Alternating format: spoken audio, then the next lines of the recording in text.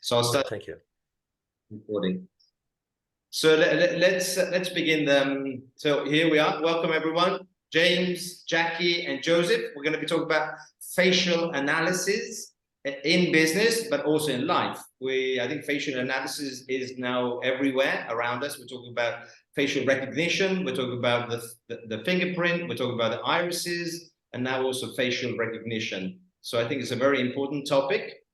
This is the BEwell meetings that we have every Tuesday to improve and to perform better as entrepreneurs, freelancers, but also as people. And so we bring along experts. Today we have Joseph McGuire, and he's going to be talking about facial analysis, and let's see where this takes us. So Joseph, do you want to just introduce yourself, and then we can start maybe getting into the discussion a little bit more deeper?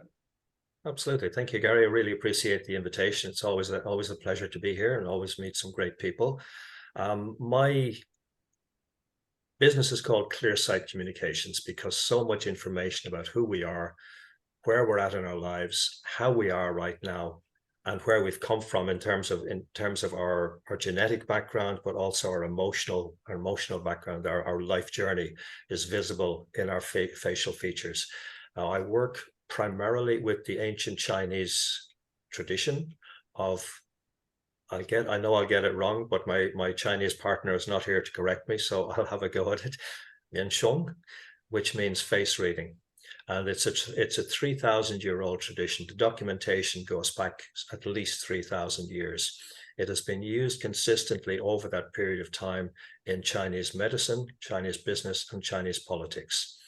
And the understanding is that our static facial features reveal so much information about our personality, character, how we communicate, both in terms of how we receive and process information, as well as how we communicate externally, whether we're likely to be more creative thinkers, more linear, more analytical types, whether we're likely to be team players, or we would say in Ireland, DIY, people do it yourself, more independent, whether we're likely to be high energy, low energy, and a lot more stress triggers, stress responses, how we've been influenced by our parents and our genetic makeup. Like, for example, the right side of the individual face tells about the relationship with the mother side of the family genetically, but also our relationship with our mother, and that could be our birth mother, or if we've been adopted, it'll be our adoptive mother.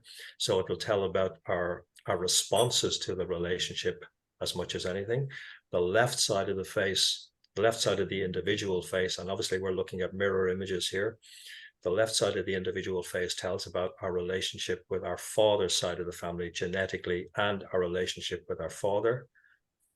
To make it even maybe add another level to it, the right side of the face also reveals the public persona. The left side reveals the private persona. So there's so many different aspects and layers to a given face. Like, I was involved in a project a number of years ago, and I had to list all the things I could recognize, and I could recognize 168 different aspects of features on the face that I could identify and articulate what they actually meant. And then there's the combinations of those features. So obviously every face is individual, so there will be patterns there in terms of influences from our parents, our genetic background, etc. But even identical twins will have some facial difference, which tells you something about their response to life, and how life has influenced them. So there are many, many, many different aspects. I'll talk a little bit more about specific parts shortly. Just tell us a little bit, so we can have so this is very tiring for you just to have a monologue, I can imagine. Let's try and sort of ease this a little bit and create some sort of dialogue. How did you start this? What sort of pushed you into this field? Yeah, okay. Well, my history, I was reading people when I was a small child. I just intuitively knew stuff about people, men especially. Women don't necessarily believe it, but men are simple, straightforward creatures. I have many female friends, and I've had to, yes, I guess that's the appropriate term. I've had to help many female friends with their relationships, with advice on who to avoid, questions to ask to find out if the guy is for real, things like that. Um, so there was that. So I started with that. I was intuitively reading people, but many years later, I lived in London, and I trained in a branch of Oriental medicine, and I was introduced to facial diagnosis, which is like one of the cornerstones of traditional Chinese medicine. And when I was introduced to that, for me, it was just like light bulbs flashing everywhere. And the Chinese perspective has always been that the mind and the body are inseparably connected. So rather than thinking in terms of like the Western approaches, to think in terms of, oh yeah, we look at the heart, so we've got the cardiac people dealing with that. We've got the we've got the guts, we've got the gastrointestinal people dealing with that, and everybody has their own specialty. But the Oriental approach was to see everything as integrated. But they also understood that, for example, rather than looking at heart as simply a physical thing, a physical organ, they saw it as related to particular areas of emotion, particular aspects of our mental processes. So you were always looking at the whole person rather than simply zeroing in on, a specific physiological or physical health issue. So I just immersed myself in that. I was studying like 3-4 nights a week and weekends. I was also working for one of my teachers in his health food store. So as soon as somebody would come into the store, he would ask, okay, what's his condition? What's her condition? So it was total immersion in reading faces and reading people. And I worked then, that was between 1981, 85. And then I moved to Hamburg in Germany. So I started practicing as a therapist there, and I worked as a therapist for 30 years. So I was honing these skills, reading body language as well. And I brought in a lot of skill in terms of listening. Sorry, Gary, go for it. What kind of people, you said, so you had people coming to you, but what kind of issues did these people have, and why did they choose facial analysis as the way to understand their issues? Okay, well, they weren't. I was practicing as a therapist. I trained in 3 different modalities, and I wasn't advertising facial analysis as the primary reason for people to come. And some people came specifically for that, but I was using that more for teaching purposes. I was teaching healthcare professionals, and that often included like eminent consultants and the most out there alternative people in the same room together. So I was combining the diagnostic aspects with communication and behavioral side. So it wasn't so much that people with health issues were coming for facial analysis, although I was bringing that in. I was adding it in terms of the treatment process. I was adding it to the treatment, the various modalities I was using. Mm-hmm. And so facial analysis now has become it's become something, a specific area. So people would go to an expert on that area for an issue they have, or is it just part of a therapy that therapists put together? Okay, well, I'm no longer working as a therapist. But if I'm primarily working with business people. So if I'm dealing with a client and I see there's an obvious health issue there, I will bring that into the conversation because that's a huge part of my background. And the first person on whom I saw a serious illness was actually my own father.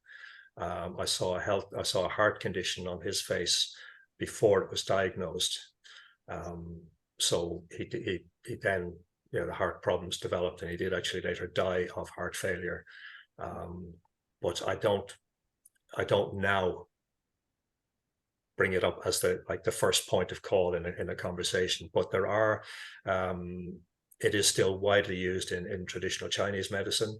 There are people particularly the Chinese world, where they're using it more in if you like, a fortune telling sort of area, which is an area I don't go into at all. So it's widely used. So you are a business coach, is that right? An executive coach, is that how you approach? I coach, consultant, trainer. I cover a multitude of areas.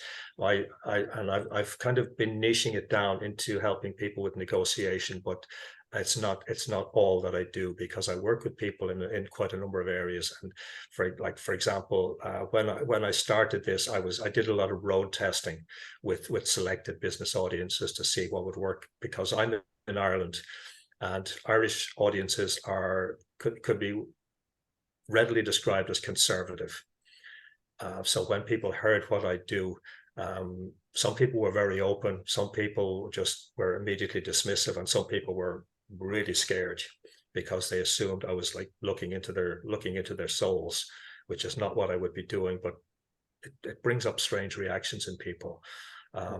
So I tested it in a number of different areas of business. I thought I would be working primarily with recruitment and HR, and I did some of that, but it evolved into helping people with assessing candidates for interview, where I would be sitting in on interviews, senior level roles, where they either had a history of bad hires, made mistakes, or they had candidates of seemingly equal value and they couldn't determine between them. They couldn't decide between them. So I would be brought in to assess the person behind the interview skills and behind the CV and all of that.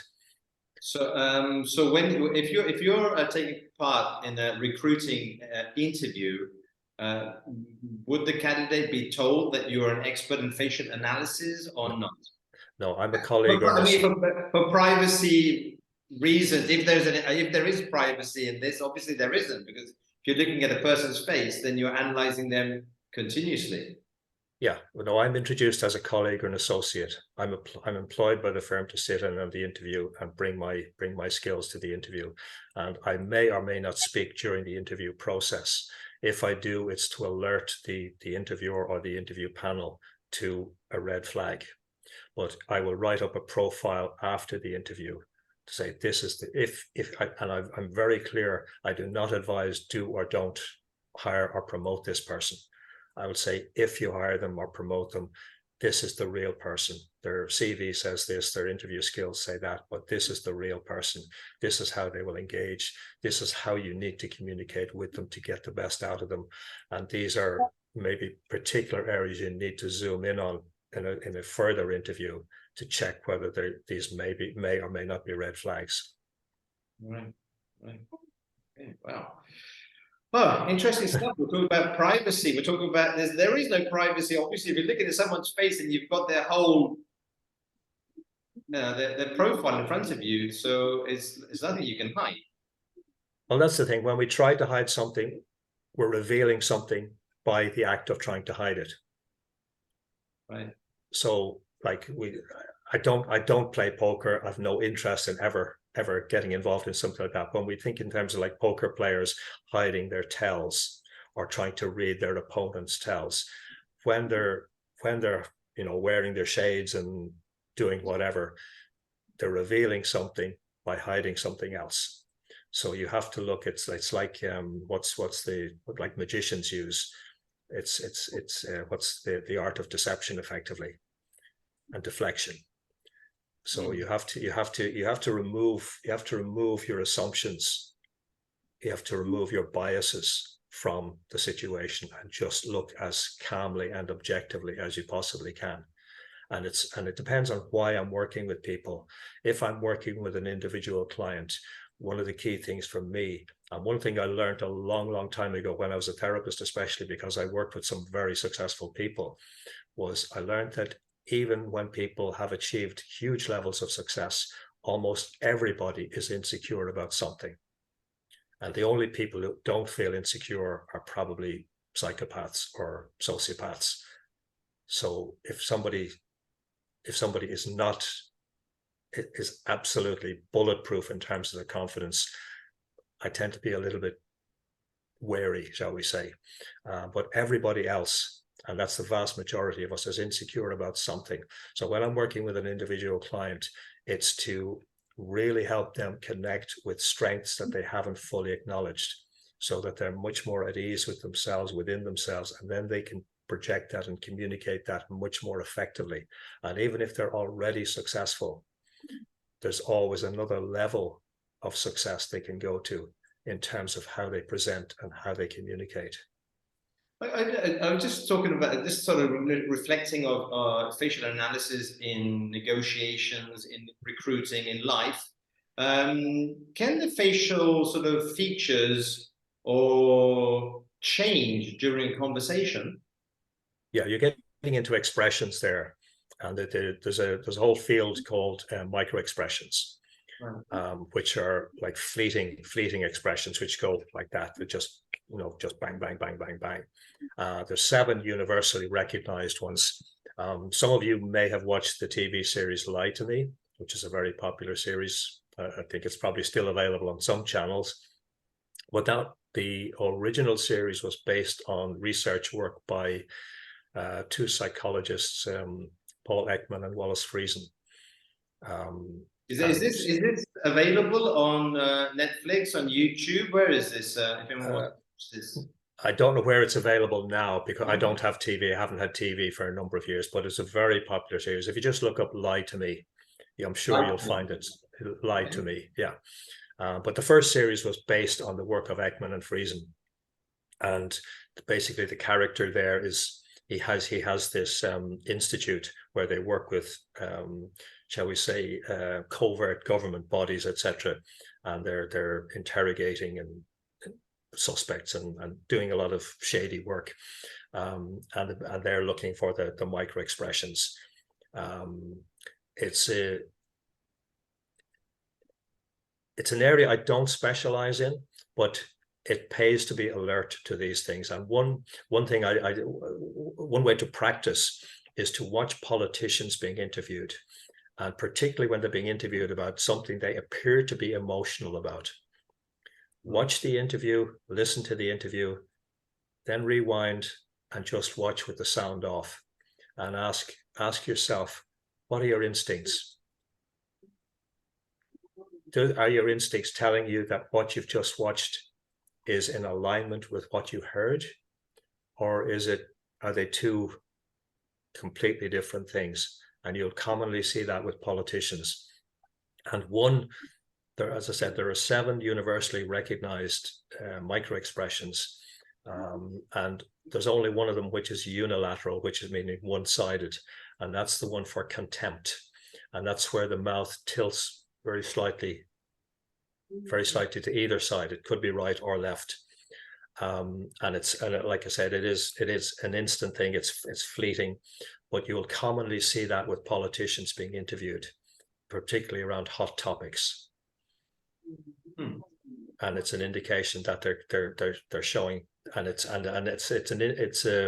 an expression that their subconscious is revealing. They're not conscious of it, but it tells you they're feeling contempt for the interviewer or the audience.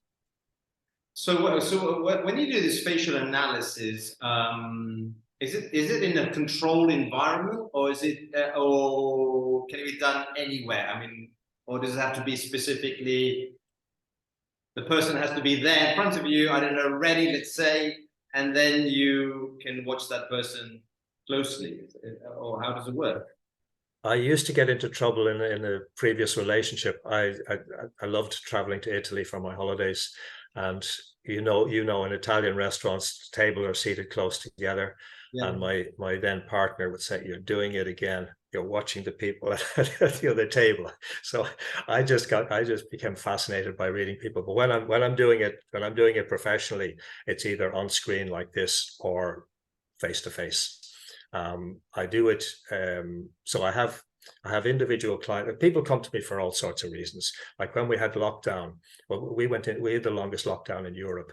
And when we went into lockdown, I had a lot of people coming to me because they were in lockdown with people they thought they knew and loved, and realized, oh, we have challenges here.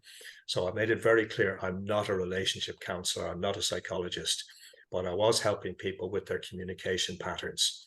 So what I would do, what people there would do is they would send me good facial photos of the people they were having, shall we say, challenges with, and then we'd do a Zoom call, and I would talk about the the different behavior styles, the different communication styles of both, and how to create a bridge between them. Because what often happened, and what often happens in life and in business, is we assume because we're technically speaking the same language that we're actually speaking the same language. And very often we're talking at people, and we're not recognizing where they're coming from, how they process information, how they process language. So what I'm doing primarily is helping people recognize each other's communication styles so that we communicate with the person rather than just throwing a lot of white noise at them. And that's very much about, because really what I'm about is helping people create, establish, nurture exceptional relationships. That's really the core reason for me to do what I do, rather than have people talk at each other. Yeah, I think that there's sometimes a need for us just to talk rather than just talk for ourselves. There's no need to talk to another person or at another person. You just talk for yourself, or there are giving instructions to people.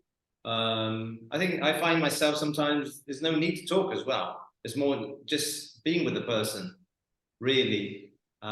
Talking seems to fill in that silence, that space sometimes, when the awkward silence, when you're you're with a person, there's no need to say anything because you don't have anything to say, because there's nothing to say. You don't have anything to say, and you want to give any instructions to the other person, but we're not able to sit in that silence or just stay in that silence for more than 20 seconds, 30 seconds without asking the other person, is everything okay?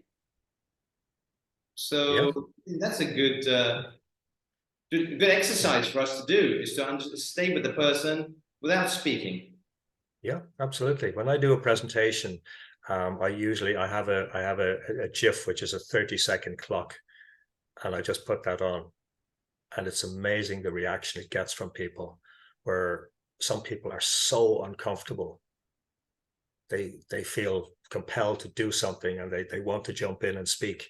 And it's something I learned again a long time ago, is to just be with silence, because it's particularly in business, it's such a very powerful tool. And when you're comfortable with silence, as opposed to being anxious with it, when you're comfortable with silence, it's amazing what people will reveal to you. Because so often people feel, as you say, Gary, that need to speak. And they will often reveal something they had not intended to say, or something they'd forgotten to add that might be relevant.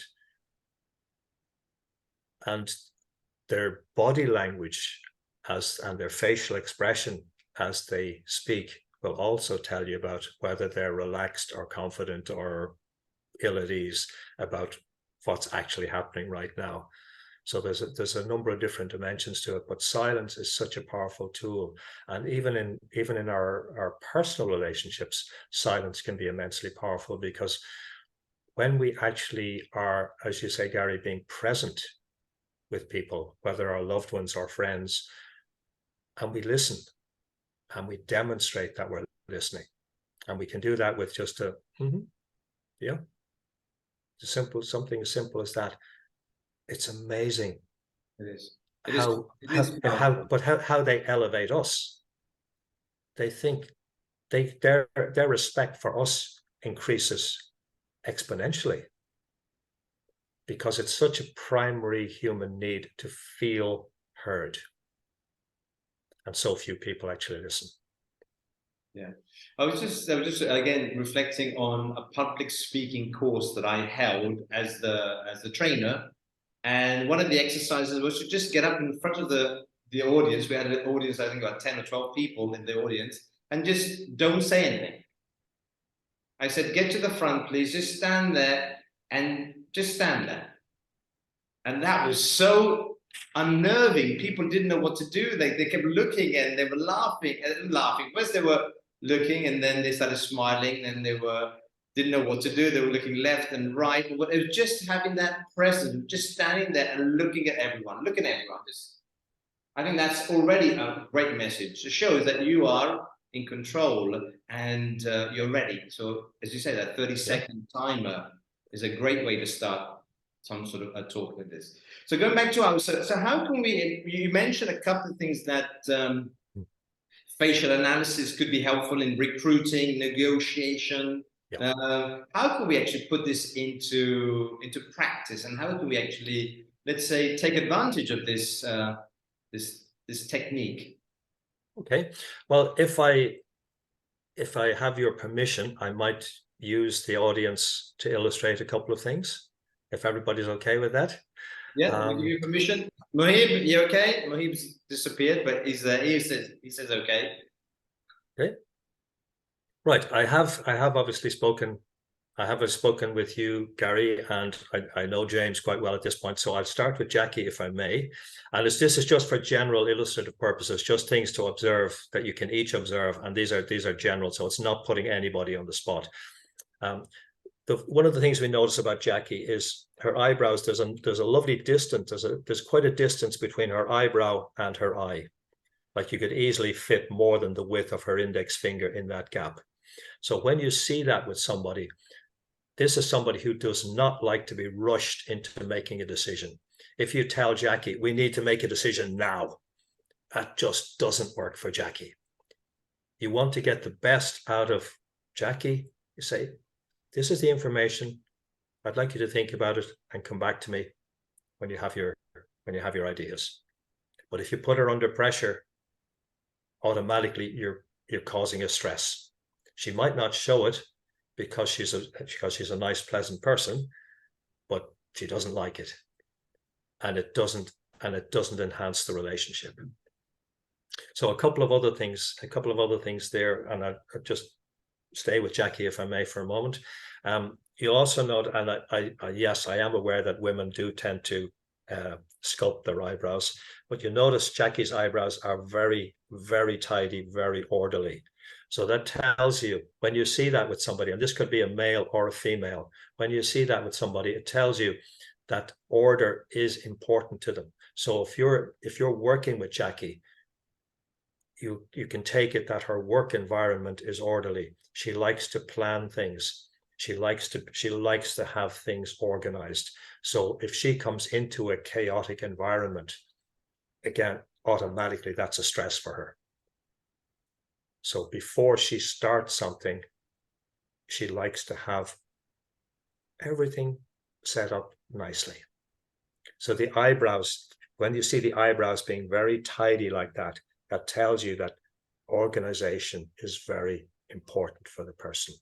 Organization and order.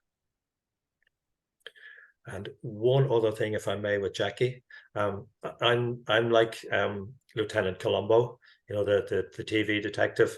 There's always one more thing, but you notice Jackie's got these lovely full cheeks here. When you see that on somebody, they're naturally very empathetic and compassionate. So for Jackie, working in a harmonious environment is very important. If she's in a situation, and even socially, if she's in an environment where people are angry and, you know, if there's a lot of aggravation and stress, even if she's not directly involved, she will feel stressed by it. So if you have an employee or a colleague where they have those, you know, those lovely rounded cheeks like that, a peaceful environment, it works better. It allows them to relax and produce and really perform. How's all that, Jackie? You got it all right. So I was like shocked because, you know, I know these things about myself, but we don't know each other. So yes, yeah. Totally. So what would happen if Jackie came? So what kind of a job would that sort of convert into, those features there? It's not that it would convert into, or it'd be particularly associated or suited to one special job. But if Jackie, for example, were running her own company, I obviously have no idea what you do, but if Jackie were running her own business, it would be essential for her that she has the right people around her. People like, for example, if somebody needs to be fired, Jackie would not like to do that. She would hate to have to fire somebody because Jackie feels compassionate. Whereas you see somebody with more angular features like this, if it has to be done, it has to be done. It's not that I would like it, but if it needs to be done, it needs to be done. To me, that's simple. It's not simple, but it's just how it is. But Jackie would be really upset. So she would need to choose the right people around her for specific roles. If she tries to take on all the responsibility, it's going to be a major stress for her. So Jackie would be a natural teammate, collaborator. Working with people would be just, yeah, it's almost like soul food for Jackie. Does that answer your question? Yeah, no, I was just trying to understand, like, so I've got some questions here, like, Go for it. Okay, the pros we can understand. You can read a person, you can understand from negotiations and recruiting and trying to find the perfect role for that person. What about the negative aspects of this? What can this could this lead us or make us assume things just through looking at people's faces? I mean, I certainly prefer to avoid assumption, period. So one of the basic principles I was taught from very early on was the principle of non credo. Obviously, you speak Italian, Gary, so non credo means I do not believe. It's actually Latin, and I was taught trust your gut and then check for the evidence. So I will make an observation and then I will check it. I definitely prefer to avoid assumptions. So I'm talking about some generalities here, but yes, you will see negatives. And the first thing to look for, really, in Western culture, we're very comfortable with making eye contact. Some cultures were not, so you have to be conscious of that, cultural differences. But in Western culture, making eye contact is important. And while I'm using my visual skills, the reality is for each of us, our body is an antenna, which is continually transmitting and receiving. And we're getting a vibe, a sense when we meet people. And when we look in people's eyes, their eyes will tell us a lot. And there's three basic I don't know why I'm showing four fingers, but there are three basic possibilities. When you look at somebody's eyes, when you make eye contact with somebody, there are three basic possibilities. Number one, you will feel warmth. You will feel just warmth. The second one is you'll feel neutral. Well, maybe. And the third one is you'll feel a coldness. And feel is the operative word here. And if you feel coldness, really pay attention to that. You will. It's not just something you see. It's something you feel, and I'll elaborate on that in a moment. But if you feel it, protect yourself. It doesn't mean that the person is necessarily there to harm you, but they are there for their own interests, and you are ancillary to that. So if they can gain benefit from using you in some way, they will. So you make sure you do not expose yourself emotionally to them. If you have to engage with them, you keep it entirely transactional. And just to give examples, if you look at photos online, if you look at like cold eyes, a horrible example is Jeffrey Epstein. If you look at a photo of Jeffrey Epstein and look at his eyes, that's the perfect example of coldness. It's not that I want you to be looking at people like that, but just for your own reference to know what cold eyes look like, where you will meet people where there's just such a lovely sparkle in the eyes. There's a brightness. And when they smile, their whole face lights up and you feel good in their presence. Pay attention to things like that. Yeah, I think smiling, having sparkling eyes are things that we all like to have. Would like to have. Would like to have. Would like to have. But even it's difficult to actually get it. I don't know, you guys, the participants. I mean, smiling faces. Mohib, what about you? Do you sort of smile? Do you practice smiling? Do you exaggerate your smiling? You're smiling. You're laughing sometimes. I know some people do. They actually exaggerate because I mean, how do you deal with smiling, or is it just confined to a few people or regularly? Mohib, give us some feedback on smile. You're the happiness coach. I was smiling just now with my straight face also. Poker face. Social smile, yeah. So I think as much as this science is can be quite accurate, but it's also like, for example, you talked about cold eyes. It can be interpreted differently by different person. Someone can say, I have cold eyes because it's not bright enough. No, How this much is, brightness? no, You know, I'm talking, you yeah. what is? I don't find that guy's eyes to be cold. You see, because what I also think is what that guy was doing, from where he was doing mentally, wherever he was, as wrong as it all seems to everybody else, he didn't see anything wrong with it. Yeah, I'm not saying he did. He obviously he built his own story around it, and it was okay for him.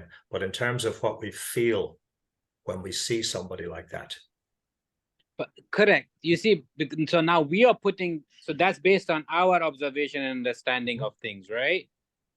So that and your understanding is, if someone is like that, and you'll see that the eyes are cold. But if you did not know this guy and what his background was and how he was talking and how was he presenting himself, he would have a very sparkly eye. no. Because he No. would come out with that. No, it's not something you can fake. And I've met people, I've met pedophiles where there was such a coldness about them. Some of them, some came to me when in my practice as a therapist, and it was they obviously didn't come to me and say, "Oh, I'm a pedophile," but it emerged in the conversation that's where they were, and I already felt like I felt such a physical discomfort in their presence, and there was that coldness in the eye. It's a difficult one to explain, and that's why I gave the example of Jeffrey Epstein. There are many others, and when somebody is in that horrible place, for us normal people, when somebody's in that horrible place, to them it's normal, and they can find all sorts of ways to justify it. But when we meet somebody with that vibration, it's all I'm saying here is to just pay attention and not reveal ourselves emotionally to them or open ourselves emotionally. So are these cold eyes subjective to like just the person, as Mohib was asking, to like me with my background looking at you and saying you have cold eyes? Or is this cold eyes also noted by other people? Or everyone is subjective to their background and to where they are, their assumptions and so on? It depends on how in tune we are. If I'm sure we've all met people where we thought everything was fine with them, and then we were misled, and we made a mistake. We had mistaken judgment, and then afterwards we thought, oh yes, there were signs there, but I didn't trust my instinct, or I just wasn't observant enough at the time. So it really comes back to being tuned in to our own abilities, not just the eyes, but because we're talking about something visual here. But again, going back to that idea, our whole body is an antenna. Talking about sorry, Gary. Yeah. So if you're saying that we block our emotions and don't open ourselves, and we continuously look for everybody's cold eyes and No, cues and all these things, no, it's then not what how I'm are saying. we damaging ourselves? I'm not Are we saying just that. going around with a guard on No. like that at all times? No, I'm not saying that at all. I'm not saying we should just block ourselves at all. I'm saying when we get that vibe from an individual, we pay attention to it. But I would never recommend going. Like, for example, one of the questions people ask me is, how will I know if somebody's lying to me? I never tell people to go looking for deception, looking for clues about somebody lying. I never talk about. I don't look for those. I don't look for anything unless I'm specifically there for the purpose of looking.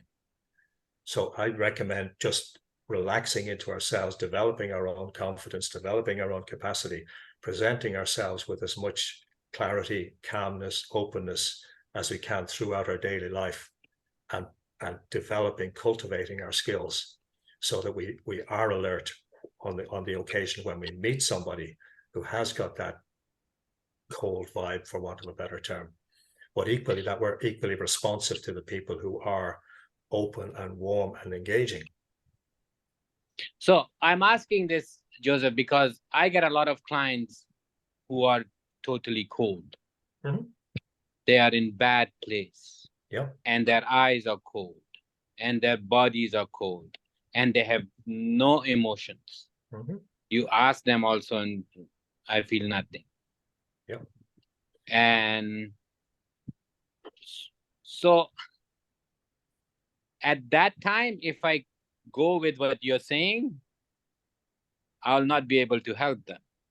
No, that's not what I'm saying. If you've observed that, and if they're telling you that they feel cold, or you're getting that vibe from them that they're not in touch with their emotions, then you're getting into a whole different area. Then you're getting into the whole area of skilled questioning, so that you have to, like, I don't just look at people's faces in isolation. I do a lot of I use silence, but I ask a lot of questions. But it's the precision of the questions then that you need to be asking, and you would know this. You've made your observations, you've had your intuition about the person, but then it's using very skilled questions, getting the timing of the question right. That's specific to the person in that situation. Okay. All right, let's move on to another question, talking about facial analysis with nutritional deficiencies. Looking at people's faces, like, what's missing in their DNA. Can that be used as well? We're talking about negotiation, we're talking about recruiting. What about like using it in the medical field for understanding what people need to supplement, take less of, and so on? How does that work? Okay. My background is not in nutrition. I touched on it, so it's not an area I could give more than very general advice on. Okay. So particularly when I worked as a therapist, I had a network of other therapists I could refer people to if I thought there was something significant. So whether that was in some cases psychologists, whether that was dietitians, nutritionists, in some cases surgeons. So the nutritional side is just, it wasn't my area, to be honest, other than giving very general advice. As you said before, you noticed that through your father's facial analysis that you saw something regarding his heart condition. So if that's the case, if an illness can be detected through a facial analysis, the question is, through a facial analysis, could also nutritional deficiencies be detected? Oh, I've no doubt they could be. Whether it would be really precise, I'm not sure. My preference and my instinct would be to refer to somebody else. Like I had a network. I now have another, although I'm not working in the healthcare field, I have a network of therapists I would go to for those kind of challenges myself, if they arise, or refer people to. What about we're looking at James? I don't know James very well. I mean, I've seen him a couple of times. Could we make an assumption of his character based on his face? Yeah, there's a couple of obvious things, John. But you know James, so I suppose you know something about him. But let's go back. So it's not really fair. If you had someone, I don't know, look at someone's face, and can we make an assumption whether, as you say, high cheekbones, round face, full lips? I don't know. What can we say about James? Well, just a couple of things. You notice the right side of James's face is that bit wider. James's own face is wider on the right, and his cheek is particularly full on the right. So this tells you this is the public side of James's face, the professional side, the business side. So that tells the Chinese refer to these as power cheeks, and they associate the cheeks with money and with being comfortable around money and finance. And also when the cheeks are full like that, particularly the right cheek is full like that, it tells you leadership is there. And I don't say nice things for the sake of it, by the way. So it tells you James is very comfortable around money. He's very comfortable around being in a position of leadership. It tells you he's very comfortable taking on a leadership role, assuming power, or being around people who are powerful, and whatever your interpretation of powerful is. So James is not going to be intimidated, even if people are far wealthier or more successful than him. He's not going to be intimidated by that, because to him, intuitively, deeply within his being, that feels natural for him to be in that environment.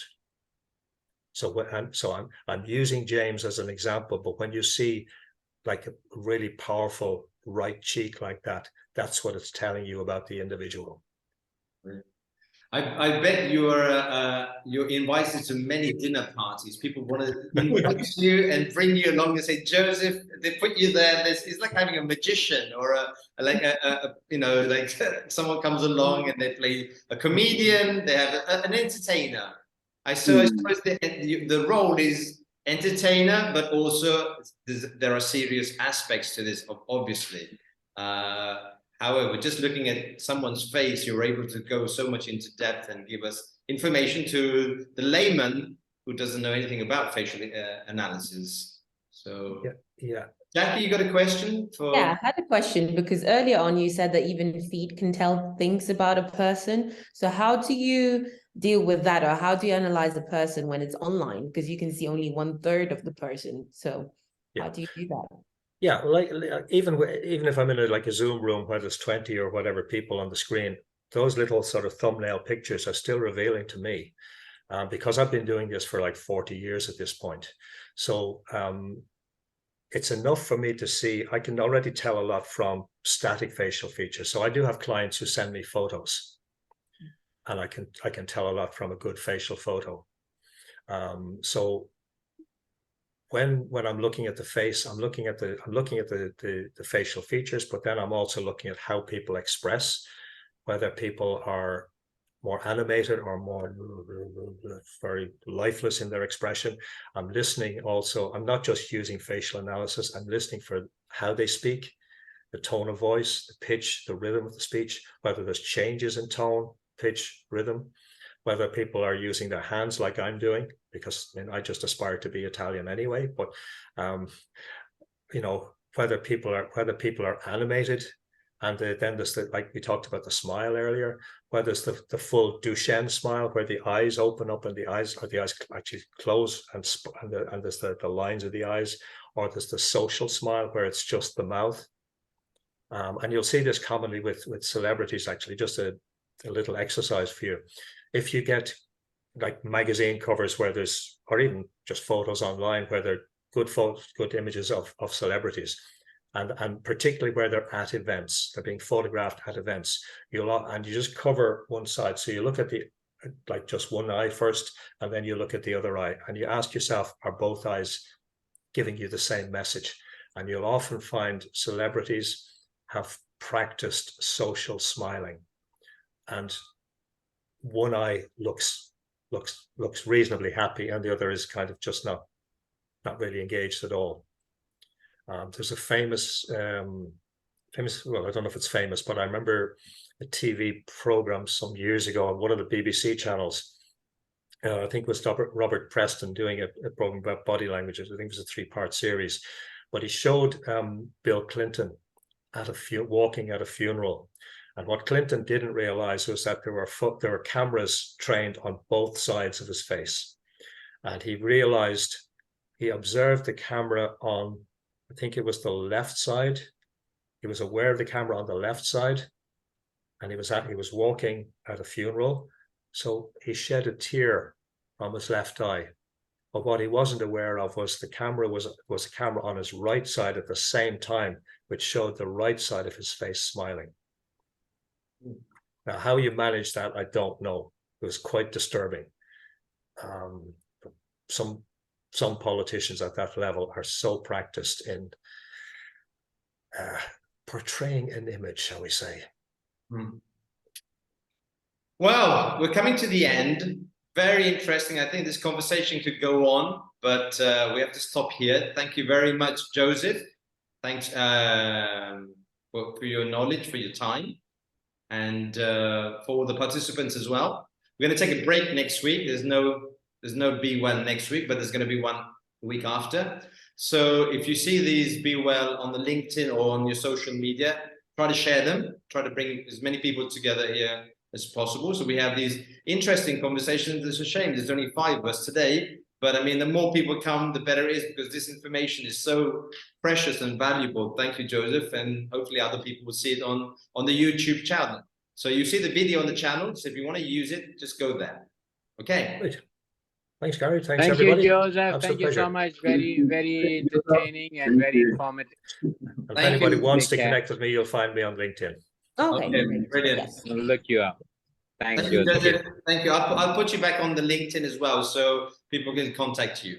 Okay. Wonderful. Thank you so much. Have a great day, everyone. Take care. Thank you. Bye-bye. Bye-bye. Bye-bye.